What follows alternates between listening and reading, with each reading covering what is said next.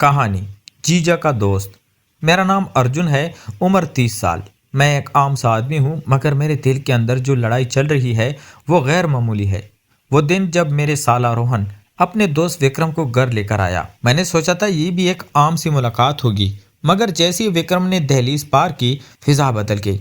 उसके कदमों में ठहराव था, आवाज में सुकून और आंखों में ऐसा बोझ जैसे वो सब कुछ देख चुका हो। हम तीनों सोफे पर बैठे, बातें नौकरी, शहर और जिंदगी पर हो रही थी, मगर मेरे कान सिर्फ उसकी खामोशियों को सुन रहे थे। कुछ लोग बोले बगैर भी बात कर लेते हैं। विक्रम वही था।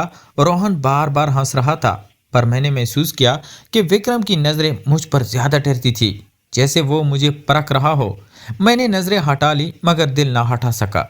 रात को बिजली चली गई, मोमबत्ती जली, कमरा नीम रोशन हुआ, साए लंबे हो गए। रोहन ने फोन पर मसरूफ हो गया और मैं विक्रम के साथ अकेला रह गया। उसने आहिस्ता से कहा, अर्जुन तुम कम बोलते हो। मैंने जवाब दिया, सुनना ज्यादा पसंद है। वो मुस्कुराए, यह मुस्कुराहट आम नहीं थी। उसने कहा, सुनने वाले अक्सर वो बात भी सुन लेते हैं जो कहीं नहीं जाती। ये जुमला मेरे अंदर उतर गया। मैंने पहली बार महसूस किया कि कोई मुझे देख रहा है, वाकई देख रहा है। अगले दिन हम तीनों बाहर गए। शहर की भीड़ में भी वो मेरे साथ साथ चलता रहा। रोहन आगे था और हम पीछे। कदमों की रफ्तार एक जैसी, खामोशी गहरी। खामोशी कभी कभी शोर से ज्यादा भारी होती है। अचानक बारिश शुरू हो गई। हम एक पुरानी छत के नीचे रुक गए। पानी की बूंदें टपक रही थी। विक्रम ने अपना कोट उतार कर मेरे कंधों पर रखा। मैं चौंका। उसने कहा, बुखार हो जाएगा। मैंने शुक्रिया कहा, मगर दिल ने सवाल पूछा कि उसे मेरी परवाह क्यों है। उसने मेरी आंखों में देखा और फौरन नजरें हटा ली, जैसे हद पार होने का डर हो। रात को घर लौटे तो रोहन सो गया। मैं छत पर गया। विक्रम पहले से वहां था। शहर सो रहा था, मगर मेरे अंदर जाग थी। उसने कहा, कभी कभी आदमी को खुद से बात करने के लिए किसी और की खामोशी चाहिए होती है। मैंने कहा, और अगर वो खामोशी खतरनाक हो? उसने आहिस्ता जवाब दिया, खतरनाक वो सच होता है जो देर से माना जाए। ये इतराफ नहीं था, मगर इशारा था। उसने पीछे हटना चाहा, मगर कदम जैसे जम गए। वो करीब आया, मगर हाथ नहीं बढ़ाया, बस खड़ा रहा, एहतराम के साथ, फासले के साथ। यही फासला सबसे भारी था। अगली सुबह रोहन ने बताया कि विक्रम 2 दिन और रहेगा। मेरे दिल की धड़कन तेज हो गई। दिन गुजरते गए, हम बातें कम और समझ ज्यादा रहे थे। एक शाम विक्रम ने कहा, अर्जुन अगर मैं चले जाऊं तो तुम्हें फर्क पड़ेगा? मैंने सच बोल दिया, हाँ। वो मुस्कुराया, आंखें नम हो गई, बोला, फर्क पड़ना ही असल बात है। उसी रात रोहन ने एक राज बताया कि विक्रम की नौकरी खतरे में है। उस पर इल्जाम लगा है कि जो उसने किया ही नहीं। मैंने पहली बार उसे टूटते देखा। मैंने उसका कंधा थामा। वो लम्हा मुख्तसर था, मगर वजनदार। 2 मर्दों के दरमियान एतमाद का लम्स। अगले दिन एक लिफाफा आया, विक्रम के नाम। उसने खोला तो चेहरा सफ़ेद हो गया। उसने कहा, मुझे आज ही जाना होगा। मेरा दिल बैठ गया। रोहन बाहर गया और मैं विक्रम के साथ रह गया। उसने कागज़ मेरी तरफ पढ़ाया। उस पर बस एक लाइन थी, कुछ रिश्ते नाम के मोहताज नहीं होते। मैंने पूछा, ये क्या है? उसने कहा, मेरा सच। फिर वो मुड़ा, सीढ़ियाँ उतरा, दरवाज़ा बंद हुआ, मगर मेरे अंदर एक दरवाज़ा खुल गया।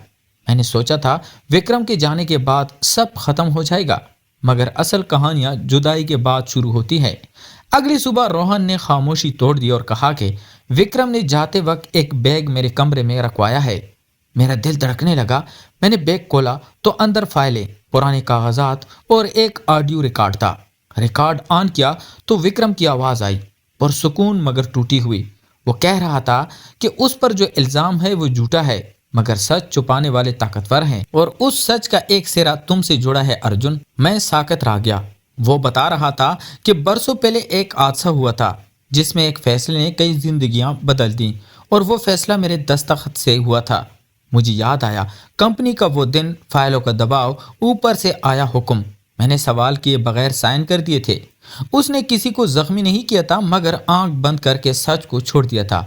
ऑडियो में विक्रम ने कहा कि उसे फैसले की वजह से उसे आज कुर्बानी का बकरा बनाया जा रहा है, और अगर मैं सामने ना आया तो वो सब हार जाएगा। रोहन ने फाइलें देखी तो उसके चेहरे का रंग बदल गया। उसने कहा, अर्जुन अगर ये बाहर गया तो हमारी साख, सब कुछ। मैंने उसकी बात काट दी। کیونکہ پہلی بار مجھے لگا کہ خاموشی میری نہیں رہی، خاموشی اب جرم تھی۔ اسی لمحے فون بجا، نام انجان، آواز باری، کہا گیا کہ فائلیں ہمیں واپس کر دو ورنہ نتائج اچھے نہیں ہوں گے۔ میں نے فون بند کیا تو ہاتھ کانپ رہے تھے۔ روہن نے کہا کہ وکرم کو فون کرو، مگر فون نمبر بند تھا۔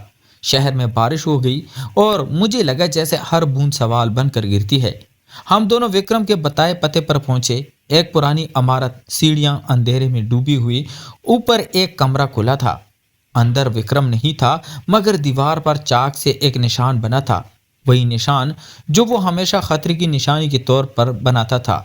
میرے سینے میں درد اٹھا، اس کا مطلب تھا کہ وہ نظر میں ہے یا شاید پکڑا جا چکا ہے۔ اسی وقت پیچھے قدموں کی آہٹ آئی، دو آدمی چہرے چھپائے ہوئے، انہوں نے کہا کہ ہمیں سب معلوم ہے۔ میں نے روہن کو پیچھے کیا اور کہا کہ یہ سب میری ذمہ داری ہے، پہلی بار میں نے کسی اور کے لیے کھڑا ہونے کا فیصلہ کیا۔ اسی لمحے وکرم کی آواز آئی، اندھیرے سے مضبوط۔ اس نے کہا، ارجن، سچ اکیلا نہیں ہوتا۔ اور لائٹ جل گئی۔ وہ ہمارے سامنے کھڑا تھا، زخمی مگر قائم۔ اس نے بتایا کہ یہ سب ایک امتحان تھا، یہ دیکھنے کے لیے کہ میں خاموشی چنتا ہوں یا سچ۔ آدمی پیچھے ہٹے کیونکہ وہ جان گئے تھے کہ یہ کھیل بدل چکا ہے۔ وکرم نے میرا ہاتھ مضبوطی سے تھاما۔ یہ ہاتھ پکڑنا نہیں تھا، یہ وعدہ تھا۔ اس نے کہا کہ کل صبح سب سامنے آئے گا، یا تو ہم ہار جائیں گے یا سچ جیتے گا۔ میں نے سر ہلایا، دل میں خوف تھا مگر سکون بھی، کیونکہ میں جان چکا تھا کہ یہ کہانی صرف دو مردوں کی نہیں، یہ اس لمحے کی ہے جب آدمی اپنے آپ سے نظریں ملاتا ہے۔ رات پر بارش نہیں رکی مگر اصل طوفان میرے اندر تھا۔ صبح ہونے سے پہلے ہی وکرم نے کہا کہ ہمیں دو جگہوں پر جانا ہے، ایک سچ دکھانے کے لیے اور ایک سچ چھپانے والوں کو بے نقاب کرنے کے لیے۔ میں نے پوچھا، کیسے؟ وہ مسکرایا اور بولا، ہاں، کیونکہ جو الزام مجھ پر ہے وہ اصل میں کسی اور کا ہے اور وہ شخص تمہیں جانتا ہے۔ یہ سن کر میرے قدم رک گئے۔ ہم ایک پرانی فیکٹری کے آفس میں پہنچے جہاں خاموشی دیواروں سے ٹکرا کر واپس آتی تھی۔ وکرم نے ایک پین ڈرائیو نکالا اور کہا، یہ اصل ریکارڈ ہے۔ میں نے جیسے ہی لیپ ٹاپ میں لگایا تو اسکرین پر ایک ویڈیو چلی، چہرہ دھندلا مگر آواز صاف۔ وہ آواز روہن کی تھی، میرا سالہ، میرا اپنا۔ وہ کسی سے کہہ رہا تھا کہ فائلیں بدل دو اور الزام وکرم پر ڈال دو۔ میرے کانوں نے سنا مگر دل نے ماننے سے انکار کیا۔ وکرم نے میری طرف دیکھا اور کہا، میں نے تمہیں اس لیے نہیں بتایا کیونکہ میں چاہتا تھا کہ تم خود دیکھو۔ اسی لمحے دروازہ زور سے کھلا، روہن اندر آیا، اس کے پیچھے دو آدمی۔ اس نے مسکرا کر کہا، ارجن، تم نے غلط جگہ قدم رکھ دیا ہے۔ میرے جسم میں سنسنی دوڑ گئی۔ میں نے کہا، یہ سب کیوں؟ روہن ہنسا اور بولا، ہے طاقت کے لیے اور کیونکہ وکرم کمزور تھا۔ وکرم نے آہستہ سے کہا، کمزور وہ نہیں ہوتا جو سچ لے کر کھڑا ہو۔ روہن نے میز پر فائل پھینکی اور کہا کہ اگر ہم نے یہ سب ختم نہ کیا تو انجام برا ہوگا۔ اسی لمحے اصل ٹویسٹ آیا۔ لیپ ٹاپ پر ویڈیو خود بخود بدل گئی اور اس میں ایک اور چہرہ سامنے آیا، وہی آدمی جو سب کو حکم دیتا تھا، کمپنی کا سب سے بڑا نام۔ اور وہ روہن کو کہہ رہا تھا، اگر پکڑے گئے تو سب سے پہلے ارجن کو آگے کرنا۔ میرا خون سرد ہو گیا۔ میں اس کیل میں مہرا نہیں بلکہ ڈھال تھا۔ روہن کے چہرے کا رنگ بدل گیا۔ اس نے کہا، یہ جیلی ہے، مگر اس کی آواز کانپ رہی تھی۔ اس وقت پولیس کی سائرن دور سے سنائی دی۔ وکرم نے کہا، میں نے سب بیچ دیا ہے۔ روہن نے مجھے گورا اور کہا، تم میرے خلاف کھڑے ہو گئے ہو۔ اس نے پہلی بار مضبوطی سے کہا، میں سچ کے ساتھ کھڑا ہوں۔ پولیس اندر آئی مگر جس افسر نے قدم رکھا وہ وہی نکلا جس کا نام وکرم نے کبھی احتیاط سے لیا تھا۔ اس نے کاغذ دے کے مسکرایا اور بولا، ہاں، یہ کیس بند سمجھو۔ یہ سن کر مجھے لگا کہ سچ پھر ہار گیا۔ وکرم نے میری طرف دیکھا، آنکھوں میں ایک اور راز تھا۔ اس نے آہستہ سے کہا، ابھی نہیں، اور اپنی جیب سے موبائل نکالا، لائیو اسٹریمنگ آن کی۔ ہزاروں لوگ دیکھ رہے تھے۔ سچ اب کمرے میں نہیں، شہر میں گونج رہا تھا۔ افسر نے فون چھیننے کی کوشش کی مگر دیر ہو چکی تھی۔ روہن چیخا مگر آواز دب گئی۔ فیکٹری کے باہر لوگ جمع ہونے لگے، میڈیا کی گاڑیاں آ گئی۔ میں نے محسوس کیا کہ یہ جنگ اب ہمارے ہاتھ سے نکل چکی ہے۔ وکرم نے میرا ہاتھ تھاما اور کہا، اب پیچھے نہیں ہٹ سکتے۔ مگر اسی لمحے چھت سے آواز آئی، ایک گولی چلی اور شیشہ ٹوٹ گیا۔ وکرم لڑکڑا گیا۔ اس نے اسے سنبھالا، خون نہیں تھا مگر آنکھوں میں اندھیرا اتر آیا۔